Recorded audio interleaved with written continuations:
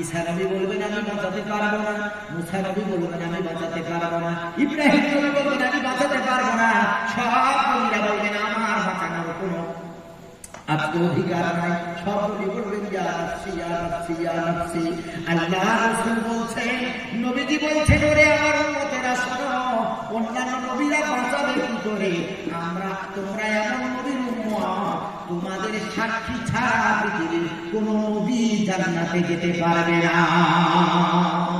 হাদিস পাকে নবীজি করিম সাল্লাল্লাহু আলাইহি ওয়াসাল্লাম বলেন ইদআ নূহি ইয়াউমাল কিয়ামাতি, আল্লাহ রাব্বুল আলামিন নবীকে কিয়ামতের দিন ডাকবেন, ডেকে আল্লাহ রাব্বুল আলামিন বলবেন হাল বাল্লাগতা আন্নী ইলা উম্মতিকুম, ও নূহ আমার আদেশগুলো তোমার উম্মতের কাছে কি পৌঁছিয়েছো?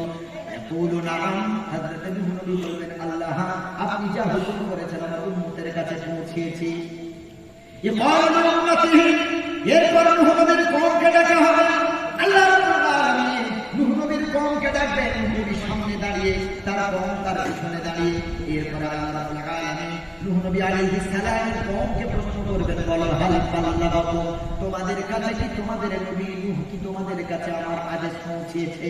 ওই নবীর উম্মত নবীকে সামনে রেখে বলবে মা জাআনা মিন নবী, আমাদের কাছে কোনো নবী আসে নাই, মা আতানা মিন নবী, আমাদের কাছে কোনো ভীতি প্রদর্শনকারীও আসে নাই। নূহ নবী বলবেন আল্লাহ আমি আমার উম্মতের কাছে গিয়েছি, আপনার হুকুম দিয়েছি, আপনার হুকুম পৌঁছেছি। আর নূহ নবীর উম্মত বলবে আল্লাহ আপনার উম্মত আমার কাছে আসে নাই। তাহলে কি নূহ নবী মিথ্যু? তাহলে কি নূহ নবী মিথ্যা বললেন? আল্লাহ এবার নূহ নবীকে জিজ্ঞাসা করবেন, নূহ রে মাইয়া শাহাদা, কে তোমার পক্ষে সাক্ষী দেবে বলো? নূহ নবী বলবেন ইয়াকুলু মুহাম্মাদুন ওয়া উম্মাতুহু, আয় আল্লাহ আজকে কিয়ামতের দিন আমার পক্ষে মুহাম্মদ সাল্লাল্লাহু আলাইহি ওয়াসাল্লাম এবং তার উম্মতগণ আমি নূহ আমার পক্ষে সাক্ষী দেবে। জোরে বলেন সুবহানাল্লাহ। নূহ নবীর কওম ইগনোর করেছে নূহ নবীকে, নূহ নবীকে অ্যাভয়েড করেছে, নূহ নবীর ব্যাপারে বলেছে আমাদের কাছে নবী আসে নাই।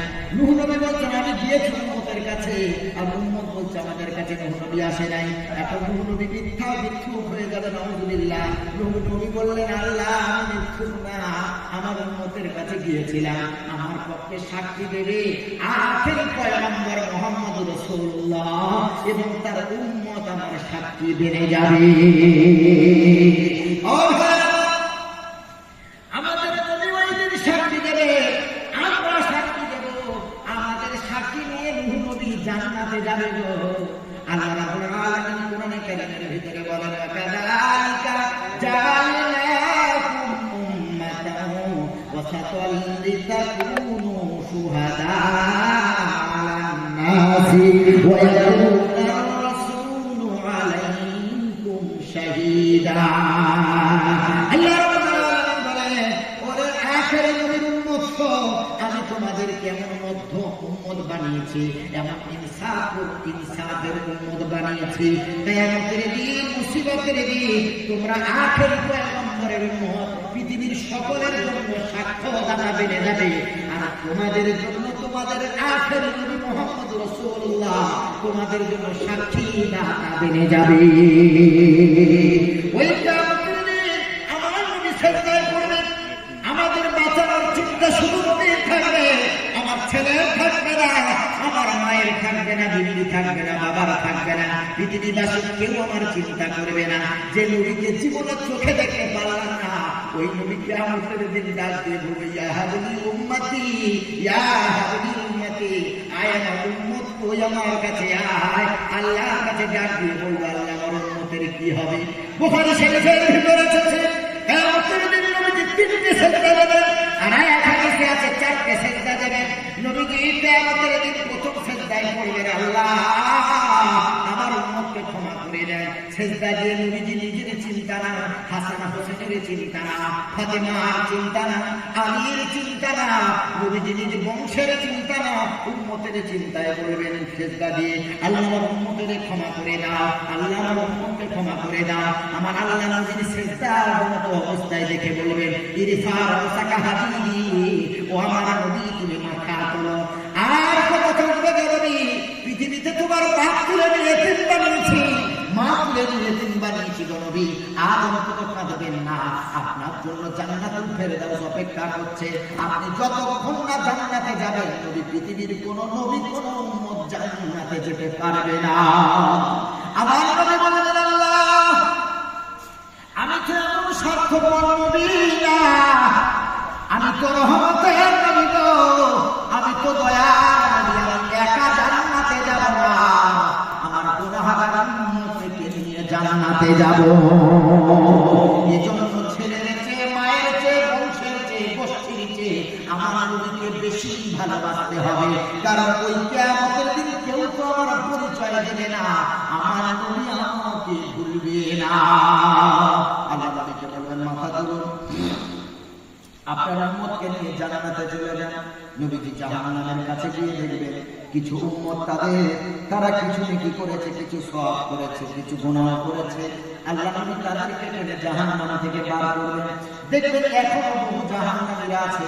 নবী আবার সিজদায় পড়ে যাবেন, আবার আল্লাহর কাছে কাঁদবেন, বলবেন আল্লাহ আমার উম্মতের এখনো তো ক্ষমা হলো না। আল্লাহ বলবেন আবার ক্ষমা হবে, গিয়ে দেখো আবার কিছু নতুন মতি আছে যাদের সরিষার দ্বারা পরিমাণ ঈমান আছে, তাদেরকে বার করবেন জাহান্নাম থেকে। আল্লাহ নবী যাবেন জাহান্নাম থেকে তাদের বার করে জান্নাতের ব্যবস্থা করবেন। আবার এসে সিজদায় পড়বেন। আল্লাহ বলেন, হাবিব আবার হলো কি, আপনি আবার কেন সিজদায় কান্না করছেন? আল্লাহ নবী বলেন, ও আল্লাহ আমি এখনো দেখলাম আমার অনেক উম্মত জাহান্নামে পড়ে আছে।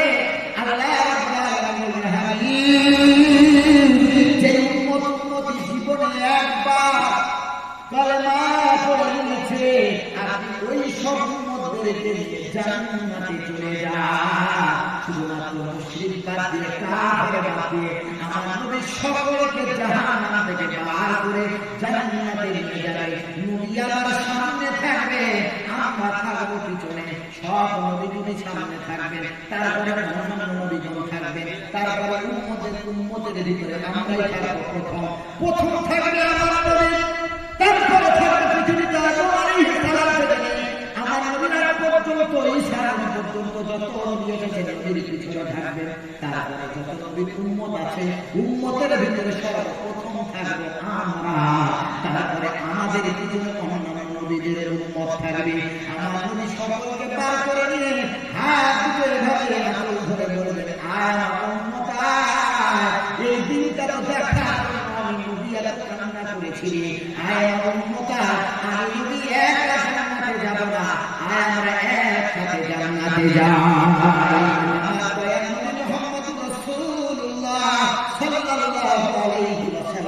কিয়ামতের দিন ভীষণ কঠিন দিনে আমাদেরকে সঙ্গে নিয়ে নবী জান্নাতে যাবে, জোরে বলেন সুবহানাল্লাহ। এই কারণে বাবার চেয়ে, মায়ের চেয়ে, সন্তানের চেয়ে, ভাই বোনের চেয়ে, গোষ্ঠীর চেয়ে আমার নবীকে বেশি ভালোবাসতে হবে।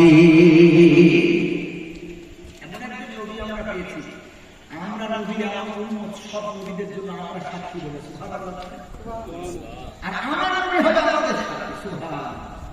আল্লাহ বললেন, وكذلك جعلناكم أمة وسطا لتكونوا شهداء على الناس ويكون الرسول عليكم شهيدا। এই আখেরি নবীর উম্মত তোমরা হবে সব উম্মতের সাক্ষী, আর তোমাদের সাক্ষী হবে তোমাদের নবী, জোরে বলেন রাসূলুল্লাহ। কেমন নবী আমরা পেয়েছি চিন্তা করো, কি আশ্চর্য নবী, যে নবীর পায়খানা পা, যে নবীর পেশাব পা, যে নবীর ঘাম পা, জোরে বলেন রাসূলুল্লাহ। আমরা ঘুমালে ওযু ভাঙে না ভাঙে না, আর আমরা যদি হেলান দিয়ে ঘুমিয়ে পড়ি তাহলে ওযু ভাঙে না ভাঙে না, আর নবীগণ ঘুমালে ওযু ভাঙে না, আমরা যদি ঘুমাতে ওযু ভাঙে। সুবহানাল্লাহ, কি নবী। হযরত আয়েশা রাদিয়াল্লাহু বলছেন, ইয়া রাসূলুল্লাহ আপনি ঘুমালে ওযু ভাঙে না? আমার নবী বলছেন, না আয়েশা তোমরা ঘুমালে ঘুমাও, কিন্তু আমি যদি ঘুমালে আমার চোখ ঘুমাতে পারে, অন্তর ঘুমায় না, জোরে বলেন।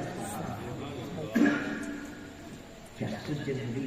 নবীজির উপরে যখন ওহী হলো এত ঘেমে যেতেন নবী, তার স্ত্রী হযরত আয়েশা হুমায়রা রাদিয়াল্লাহু তাআলা ওই ঘামের ফোঁটাগুলো আপনারা খিস্তে করে ধরে রাখতেন। আর মদিনার গরিব সন্তান যারা বাপ নাই মা নাই অত্যন্ত গরিব দুঃস্থ দরিদ্র ওই গরিবগুলো আসলে নবীজির ঘাম তাদেরকে দেওয়া হতো, তারা ওই ঘাম নিজের গায়ে মারতেন, সব টাকা মাসের পর মাস চলে যেত, জামা কাপড় কাচার পরেও নবীজির এই ঘামের সুবাস যেত না করে বলেন না সুবহানাল্লাহ। কেমন নবী, কি নবী আমরা পেয়েছি, মূল্যায়ন করতে পারেন রাসূলকে। আল্লাহ রাব্বুল আলামিন বলেন কুল ইন কানা আবাকুম ওয়া আবনাউকুম ওয়া ইখওয়ানুকুম ওয়া আযওয়াজুকুম ওয়া আশীরাতুকুম ওয়া আমওয়ালুন ইqtaraftumuha ওয়া tijaratun takhshawna kasadaha wa masakin tardawnaha ahabba ilaykum minallahi wa rasulihi wa jihadin fi sabilihi fatarabbasu hatta ya'tiyallahu bi amrihi। আল্লাহ রাব্বুল আলামিন আপনি বলেন ইন কানা আবাকুম ওয়া আবনাউকুম ওয়া ইখওয়ানুকুম ওয়া আযওয়াজুকুম ওয়া আশীরাতুকুম ওয়া আমওয়ালুন ইqtaraftumuha ওয়া তিজারাতুন তাখশাওনা কাসাদাহা। ও নবী বলুন আপনার উম্মতি যারা তাদের ব্যবসার চেয়ে যেই ব্যবসায় তারা লাভবান হয়েছে, যেই ব্যবসায় তারা নোকসান হয়েছে, এই দুই ধরনের ব্যবসার চেয়ে আর মাসাকিন তারদাউনাহা, তারা যে বিশাল মহল বানিয়েছে যেখানে তারা আমাদের সাথে থাকতে পারবে, এই বিল্ডিং ভাড়া বানাচ্ছে আর তাদের বিবি বাচ্চা মা বাবা সকলের চেয়ে যদি আপনি নবী এবং আমি আল্লাহ আমাকে বেশি ভালোবাসতে না পারি, নবী আপনি বলুন ফাতারাব্বাসু হাত্তা ইয়াতিয়াল্লাহু বিআমরি, তাহলে তারা যেন অপেক্ষা করে আল্লাহর হুকুম আসা পর্যন্ত, মৃত্যু আসা পর্যন্ত যেন অপেক্ষা করে, কারণ মৃত্যু এসে গেলে আর নবীর ভালোবাসার সুযোগ থাকবে না। নবীকে ভালোবাসা একটা খেজুর গাছ, আমরা কি ভালোবাসি খেজুর গাছের খানা দেখেন। আল্লাহ নবী সাল্লাল্লাহু আলাইহি ওয়াসাল্লাম মক্কা থেকে হিজরত করে আবু বকরকে নিয়ে মদিনায় রওনা হলেন। মদিনার পূর্বে একটা জায়গা আছে কুবা নামক জায়গা, আল্লাহ নবী ওই কুবায় পৌঁছে গেলেন। এরপরে হযরত আবু বকর সিদ্দিক রাদিয়াল্লাহু তাআলা আনহুকে বললেন আবু বকর এই জায়গার মালিককে ফোন করো, এই জায়গাটা কিনে নিয়ে মসজিদের নামে ওয়াকফ করে দাও। আমি নবী বলছি পৃথিবীর প্রথম মসজিদ হবে এই কুবাতে, জোরে বলেন সুবহানাল্লাহ। হযরত আবু বকর গেলেন, দেখলেন ওই জায়গায় দুটো ছেলে খেলা করছে। হযরত আবু বকর সিদ্দিক রাদিয়াল্লাহু তাআলা বললেন বাবা কি নাম তোমাদের? একজন বললেন হুজুর আমার নাম হলো সাহাব, আর একজন বললেন আমার নাম হলো সুহাইল। বললেন এই জায়গার মালিককে বলল আমরা দুই ভাই, আমাদের বাপ নাই মা নাই, আমরা বড় ইতিম, এই জায়গা আমাদের। হযরত আবু বকর রাদিয়াল্লাহু তাআলা বলেন ওরে সাহাল সুহাইল এই জায়গাটা অর্থের বিনিময়ে আমরা কিনে নিতে চাই, এই জায়গাটা মসজিদ তৈরি হবে, আমাদের নেতা মুহাম্মদ রাসূলুল্লাহ সাল্লাল্লাহু আলাইহি ওয়াসাল্লাম মসজিদ বানাতে চান। হযরত সাহাল এবং সুহাইল বললেন আমরা আমাদের জায়গা মসজিদের জন্য দিয়ে দিলাম, পয়সা নেব না। নবীজি বললেন আবু বকর মসজিদের জন্য ফ্রি আমরা নিতে চাই না, পয়সা দিয়ে মসজিদের জায়গা কিনে মসজিদটা আল্লাহ এই জায়গা আল্লাহর ঘরের জন্য ওয়াকফ করে দাও। হযরত আবু বকর সিদ্দিক রাদিয়াল্লাহু তাআলা কিছু পয়সা দিয়ে জমিটা কিনে মসজিদের জন্য ওয়াকফ করে দিলেন। মসজিদ তৈরি হলো।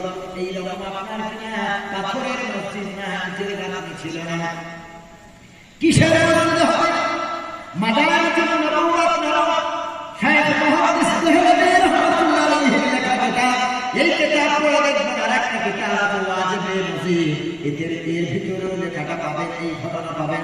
আরেকটা হলো আপনার কিনা ইমাম ভিত্ত কাহিনী আল্লামা কারি জালালী রাহমাতুল্লাহ আলাইহি শায়খের লেখা, এই কিতাবেও পাবেন এই ঘটনাটা এইভাবে লেখা আছে। এটা বাইহাকী শরীফের একটা দুর্বল হাদিস থেকে ঘটনাটা আনা হয়েছে। এরপর খেজুর গাছ নবীজি কাটলেন, একটা শুকনো খেজুর গাছ নবীজি হাতে কাটলেন, তারপর ওই খেজুর গাছের পাতা দিয়ে নবীজি ছাউনি বানালেন, আর খেজুর গাছের ডালগুলো দিয়ে নবীজি বেড়া দিলেন। আর বাইতুল মুকাদ্দাসের দিকে তখন তো আপনার কারাঘর আল্লাহর নবীর জন্য, নবীর উম্মতের জন্য কাবা শরীফ তখন কিবলা ছিল না। এই যে ইহুদিদের হাতে বাইতুল মুকাদ্দাস মসজিদুল আকসা, এটা নবীর উপরে 17 মাস আল্লাহ তাআলা কিবলা করেছিলেন। শুধু নবীর উপরে 17 মাস কিবলা করেছিলেন। কেন করেছিলেন তার বর্ণনা আবার অন্য জায়গায় আছে, সেদিকে যাচ্ছে। কেন 17 মাস বাইতুল মুকাদ্দাসকে কিবলা বানানো হয়েছিল? আল্লাহ নবী সাল্লাল্লাহু আলাইহি ওয়াসাল্লাম বাইতুল মুকাদ্দাসের দিকে লক্ষ্য করে নবীজি শুকনো খেজুর গাছ পুঁতে দিলেন, আর ওইখান থেকে নবীজি ইসলামের দাওয়াত শুরু করলেন। মারার মতো আর কেউ নাই, কারণ মদিনার মানুষ নবী আসবেন সেই খুশিতে আত্মহারা। তালাল বদরু আলাইনা মিন সানিয়াতিল ওয়াদা ওয়াজাবাত শুকুরু আলাইনা মা তাআলিল্লাহি দারি। নবীজি মক্কা থেকে মদিনায় হিজরত করবে, আনন্দে মদিনাবাসীরা সব অপেক্ষমান হয়ে দাঁড়িয়ে আছে। যখন নবীজিকে দেখতে পেয়েছে তারা এমন করে আমাদের দিন গাইতে শুরু করলো, তালাল বদরু আলাইনা, আজ আমাদের উপরে পুরো একখানা চাঁদ উদিত হয়েছে। তালাল বদরু আলাইনা, মদিনাবাসীরা তারা এমন করে বদর গাইতে শুরু করলো, নবীজি আসছে, তারা বলছে আমাদের উপরে চাঁদ আসছে। বৃষ্টি শুরু হয়ে গেল, আপনারা মসজিদে চলে যাবেন, ঘটনাগুলো শেষ করবো, ঘটনাগুলো দেওয়াই শেষ করবো। আল্লাহ কবুল করেছেন, এতক্ষণ পর বৃষ্টি, আলহামদুলিল্লাহ আল্লাহ কবুল করেছেন। আসেন আপনারা মসজিদে যান, কেউ কেউ স্টেজে চলে আসেন, আসেন।